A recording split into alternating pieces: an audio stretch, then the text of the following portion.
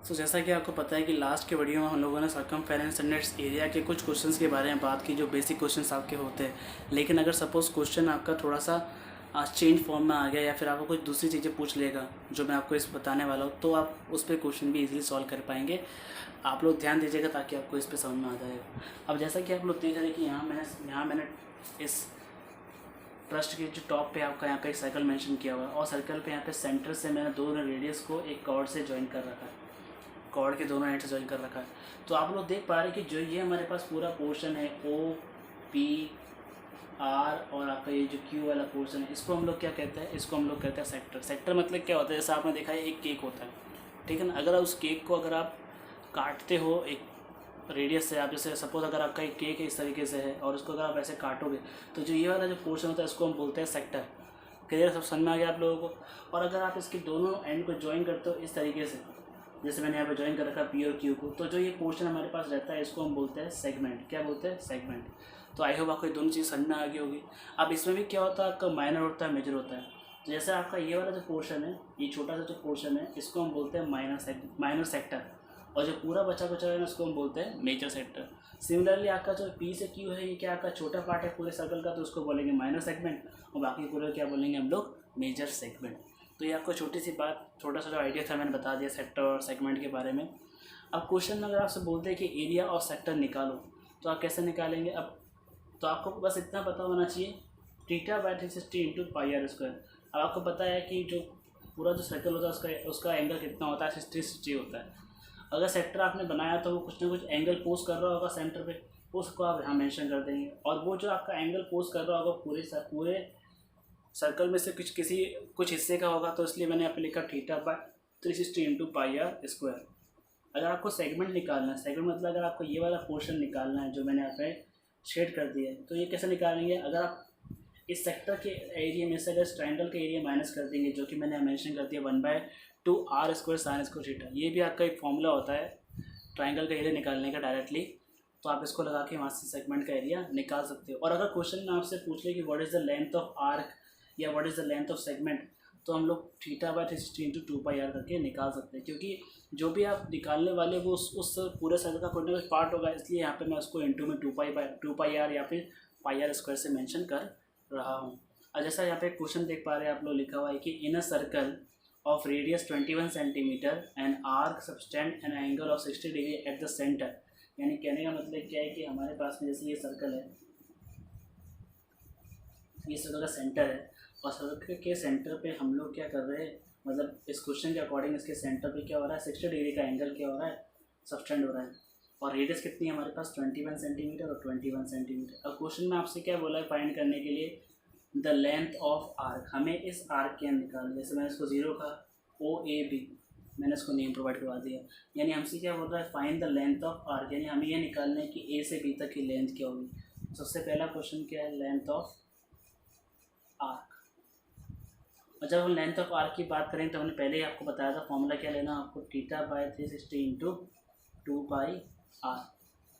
ठीक है, आपको आई होप यहाँ तक समझ में आ गया होगा। अब जब क्वेश्चन में आपने इतना कर लिया है तो आपको क्या करना होगा, थीटा की जगह वैल्यू प्लेस करेंगे आप लोग, कितना है 60/360 इंटू 2 पाई कितना होता है 22/7, और आर कितना है आपका 21। तो 0 से आपका 0 गया, 6 1 जा 1, 6 6 जा 36। तो आई होप आपको ये समझ में आ गया होगा।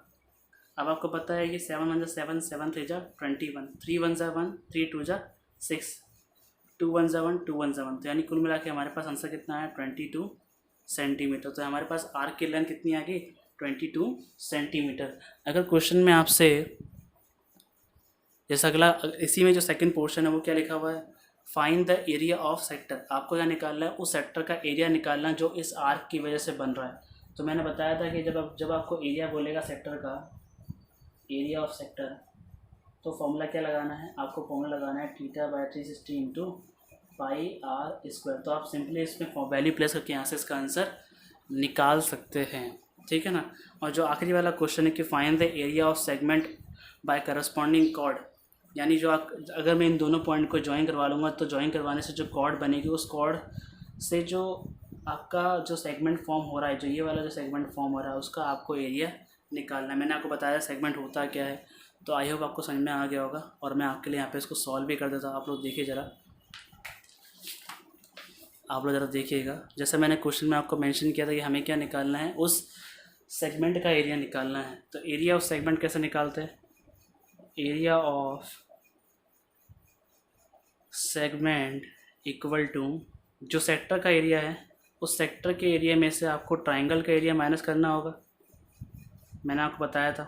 तो जो सेक्टर का एरिया वो कितना होता है? θ/360 into pi r square minus करके आपका 1/2 आर स्क्वायर साइन थीटा। ये डायरेक्टली फॉर्मूला होता है। अब जैसा मैंने क्वेश्चन में आपको बताया था कि जो आपका रेडियस था वो कितना था? 21 सेंटीमीटर था, और आपका जो एंगल सबटेंड हो रहा था वो कितना हो रहा था? वो आपका हो रहा था 60 डिग्री। तो सिंपल सी वैल्यू आपको प्लेस करनी है 60/360 इंटू 22/7 इंटू आपका आर यानी 21 का स्क्वायर, 1/2 इंटू 21 का स्क्वायर और साइन थीटा यानी साइन 60। 0 से आपका 0 गया, 6 1 जा 1, 6 6 जा 36, और आपका यहाँ पे हो जाएगा 1/6 इंटू 22/7 इंटू 21 का स्क्वायर माइनस 1/2 21 का स्क्वायर और इंटू में आपका साइन 60। जो साइन 60 होता है वो आपका होता है √3/2। ये वैल्यू होती है, आपको साइन की टेबल अगर पता है तो वहाँ पर ये वैल्यू होती है उसकी। आई होप आपको ये समझ में आ रहा होगा।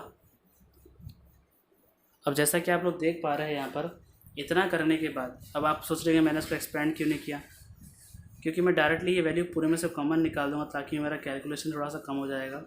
तो 1/6 इंटू 22/7 माइनस करके आपका √3/4 हो जाएगा। क्लियर है? अब आप लोग देख पा रहे हो 11/3, क्योंकि मैंने यहाँ पर कैंसिल कर दिया इसको। सो 441 ये आपका हो जाएगा 11/21 माइनस √3/4। अब इसको आप चाहे तो सॉल्व कर लीजिए, क्योंकि अगर आप सॉल्व करेंगे तो भी कम्प्लीटली सॉल्व होने वाला नहीं, क्योंकि ये आपका एक इरेशनल नंबर है √3। तो अगर आप चाहे तो उसको ऐसे ले सकते हैं 441, इसको अगर आप मल्टीप्लाई करेंगे 84 और इसको करेंगे आप 44 माइनस 21 √3, तो आपका ये फाइनल आंसर आ जाएगा। तो ये आपका हो गया एरिया ऑफ सेगमेंट। तो आप इस तरीके से आप कोई भी क्वेश्चन सॉल्व कर सकते हो। अगर वो आपका सेक्टर से एरिया निकालने का कह रहा है या फिर आपको सेगमेंट के एरिया निकालने का कहेगा, तो आप इसको इस तरह से सॉल्व कर सकते हैं। आई होप आपको ये वीडियो पसंद आया होगा। प्लीज़ लाइक करिए, शेयर करिए और सब्सक्राइब करिए।